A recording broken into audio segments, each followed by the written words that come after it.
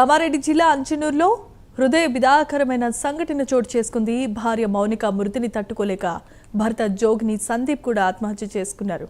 భార్య ఉరేసుకున్న దూలానికే అతడు కూడా ఉరివేసుకుని మృతి చెందాడు. కేవలం 20 రోజుల వ్యవధిలో తల్లిదండ్రులను కోల్పోయిన ముగ్గురు చిన్నారులు అనాథలుగా మిగిలిపోయారు. ప్రస్తుతం వీరికి తాతయ్య, నానమ్మలే దిక్కయ్యారు.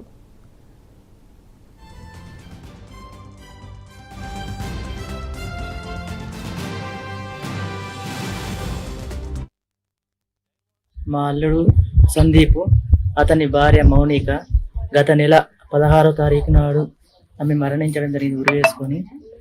అదే బాధలో మా అల్లుడు సందీప్ ఆమె చనిపోయిందని పిల్లల గురించి ఆలోచించి ఉండలేడు.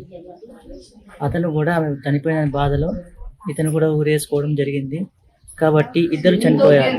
కావున ఈ పిల్లలు ఇప్పుడు అనాథలయ్యారు. ప్రభుత్వం ఆదుకోవాలని ప్రభుత్వాన్ని కోరుతున్నాను. మా అల్లుడు